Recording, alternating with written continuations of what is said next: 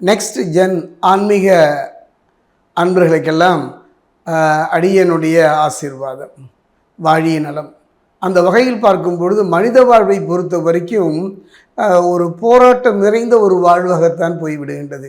பிறப்பில் இருந்து அவன் ஒரு நிலையை அடைகின்ற வரை எத்தனை விதமான போராட்டங்களை அவன் சந்திக்கின்றான். துரோகங்கள், ஏமாற்றங்கள், சந்தோஷங்கள் இன்று ஒவ்வொன்றும் அவன் வாழ்விலே கலந்து விளையாடுகின்றது.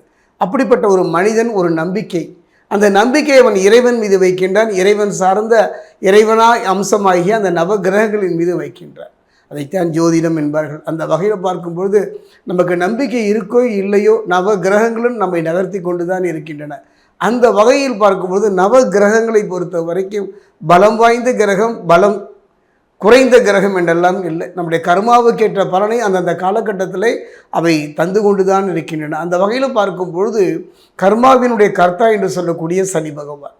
அதே நேரத்தில் பார்த்தீங்கன்னா குரு, ஒரு மனிதனுடைய வாழ்க்கையில் நல்ல மனைவி, நல்ல பிள்ளை, நல்ல தொழில், நல்ல வாழ்க்கை அமைய வேண்டுமானால் இவருடைய பார்வை தேவை. அந்த வகையில் பார்க்கும்பொழுது சொல்வார்கள், கிராமப்புறங்களிலே தாயோடு சுவையும், தந்தையோடு துணையும், மனைவியோடு மானமும், குருவோடு எல்லாமும் போய்விட்டது என்று சொல்வார்கள். ஆக ஒரு குரு ஒருவனே அனைத்தையும் திருப்பி தரக்கூடியவன். அந்த வகையில் பார்க்கும்போது குரு, ஜோதிட சாஸ்திரத்தில் குருவின் பார்வைக்கு அவ்வளவு சிறப்புங்க. அந்த வகையில் பார்க்கும்பொழுது சமீபத்தில் தான் நம்ம சனிப்பெயர்ச்சியை கடந்து நம்மை நோக்கி அது நகர்ந்து வந்து கொண்டே இருக்கின்றது. கர்மாவின் பலனை தந்து கொண்டிருக்கிறது. அந்த வகையில் பார்க்கும்பொழுது குரு பயிற்சி, குரு பகவானை பொறுத்த வரைக்கும் ஒரு கிரகத்திலிருந்து இன்னொரு கிரகத்துக்கு மாறுவதற்கு குறைஞ்சமான ஒரு காலம் தான். அந்த வகையில் பார்க்கும்போது திருக்கணிதம், வாக்கியம், இந்த ரெண்டும் தான் எடுத்துக்கொள்ளப்படுகின்றது. அந்த வகையில் பார்க்கும்போது வாக்கிய பஞ்சாங்கம், வாக்கிய பஞ்சாங்கம் பிரகாரம் பார்த்தீங்கன்னா மே மாதம் 26ஆம் தேதி குரு பகவானை பொறுத்த வரைக்கும் மிதுனத்திலிருந்து கடகத்துக்கு பெயர்ச்சி ஆகிவிட்டார். அதே பார்த்திங்கன்னா திருக்கணித பிரகாரம் பார்த்திங்கன்னா ஜூன் மாதம் 2ஆம் தேதி அவர் பெயர்ச்சி ஆகின்றார். இந்த குரு பயிற்சி எந்த விதமான ஒரு தாக்கத்தை, எந்த விதமான ஒரு நிம்மதியான ஒரு வாழ்வை தருமா என்று இப்போ கேள்வி நம் முன் எழுந்து நிற்கின்றது. அந்த வகையில் பார்க்கும்பொழுது இந்த குரு பயிற்சி, இந்த குரு பயிற்சியை நம்ம அவளோடு எதிர்பார்க்கிறோம். அரசியல் மட்டுமல்ல, ஆன்மீகம் மட்டுமல்ல, தொழில் மட்டுமல்ல, நம்முடைய வாழ்வுக்கு இந்த குரு பயிற்சி மிகப்பெரிய ஒரு மாற்றத்தை தருமா? தரும். காரணம் என்னன்னா, மிதுனம் என்பது புதனுடைய இடம். அந்த இடத்தில் இருந்து அவர் இப்போ பார்த்தீங்கன்னா சந்திரன் மனோகாரனுடைய இடத்தை நோக்கி அவர் நகர்ந்து விட்டார். இது எவ்வாறு இருக்கும், எந்த விதமாக நம் வாழ்வை நடத்தி தரும் என்பதைத்தான் நம்ம சோடி பிரசன்னத்தில் பார்க்க போகிறோம்.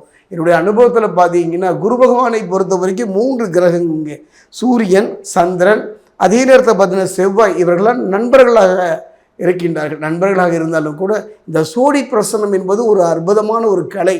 அதாவது இந்த சோடி பிரசன்னம் என்பது ஆழ் மனத ரகசியங்களையும் எப்பொழுதோ செய்த கர்மாவின் பலனையும் கணித்து சொல்லக்கூடியது தான். அந்த வகையில் சனி பகவானுடைய நிலையையும் குரு பகவானுடைய நிலையையும் வைத்து இப்போ நான் சோழி பிரசனம் பார்க்க போகிறேன். 12 ராசி 27 நட்சத்திரத்துக்கு. அதே நேரம் ஜனன காலத்தில் குருவினுடைய அமைப்பு சரியாக அமர்ந்து விட்டால் அற்புதம். அவ்வாறு அமையவில்லை என்றால் சில மேடு பள்ளங்களை நாம் கடந்துதான் வர வேண்டும். அந்த வகையில் பார்க்கும் பொழுது இந்த குரு பகவானுடைய பார்வை அப்படின்னு எடுத்துக்கிட்டிங்கன்னா, குருவினுடைய பார்வை எடுத்துக்கிட்டா 5, 7, 9, இந்த 5, 7, 9 குருவின் பார்வை படுகின்ற இடம் அற்புதம். அந்த அற்புதமான இந்த குருவினுடைய பார்வை, இந்த குரு பெயர்ச்சி 2026 எவ்வாறு இருக்கும் என்பதை இப்போ நம்ம சோழி பிரசனத்தில் பார்க்க போகிறோம். மேஷம், மேஷராசியை பொறுத்த வரைக்கும் இந்த 2026 குரு பெயர்ச்சி எவ்வாறு இருக்கும் என்பதை இப்போ நம்ம சோழி பிரசனத்தில் பார்க்க போகிறோம்.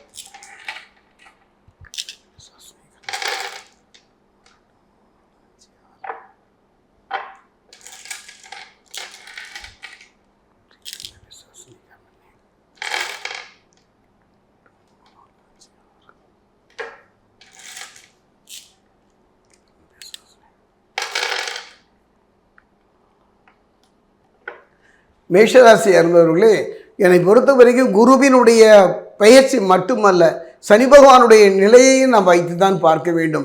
அந்த வகையில் மேஷத்தினை பொறுத்த வரைக்கும் இப்போ 7.5 சனியில் விரைய சனியாக இருக்கின்றார். கவலையே பட வேண்டாம். குருவின் அருள் நிறைந்து காணப்பட்டாலும் சில சங்கடமான சூழ்நிலையிலே நீங்கள் சந்திக்க வேண்டிய ஒரு சூழ்நிலை, லாட்ரி சீட்டு விழும், குபேர யோகம் கிட்டும், அப்படி இப்படி என்று கதை அளப்பதை விட இப்படி இருந்தால் நன்றாக இருக்கும் என்பதைத்தான் சோழி பிரசன்னம் சொல்கின்றது.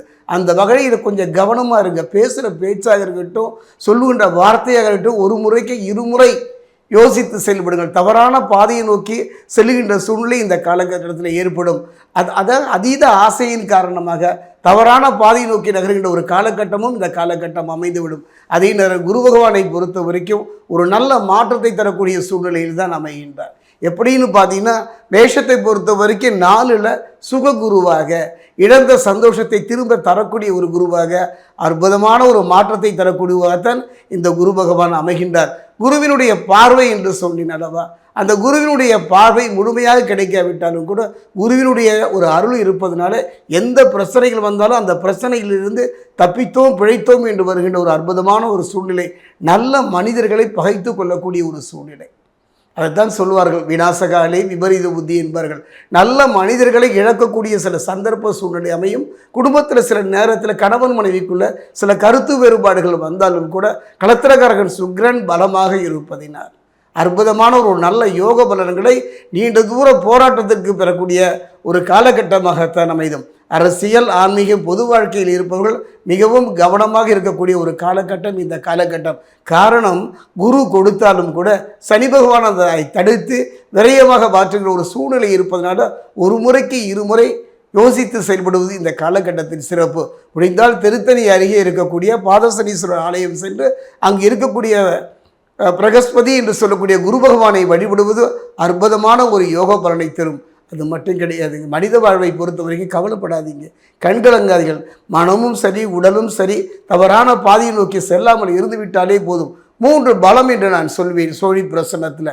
ஒன்று தேக பலம், இன்னொன்று மனோபலம், என்று அடுத்தது தெய்வ பலம். இந்த 3 பலத்தில் தேக பலம் குறைகின்ற ஒரு காரணம் இருப்பதனால சின்ன சின்ன விபத்துகள் வந்துமாயும் கவலைப்பட வேண்டாம். நீங்கள் இந்த நாள் வாங்கிய கடனை அடைப்பதற்கு ஒரு போராட்டமான சூழ்நிலை அடுத்தாலும் கூட இந்த வருடத்தினுடைய இறுதியில் அற்புதமான ஒரு யோக பலனை பெறக்கூடிய, ஒரு நல்ல மாற்றத்தை பெறக்கூடிய, நல்ல இதாவது நீண்ட நாள் இழுத்தடித்த வம்பு வழக்குகளில் இருந்தெல்லாம் விடுதலை பெறக்கூடிய ஒரு சூழ்நிலை ஏற்படும். விரயசனி என்று சொன்னேன் அல்லவா, அதுக்கு சரியான அர்த்தம் என்னன்னு தெரியுங்களா? யாரை நம்புவது, யாரை நம்பாமல் போவது என்று ஒரு குழப்பமான ஒரு மனோநிலை இருப்பதனால இந்த காலகட்டத்தில் கொஞ்சம் யோசித்து நிதானமாக செயல்படுவது சிறப்பு.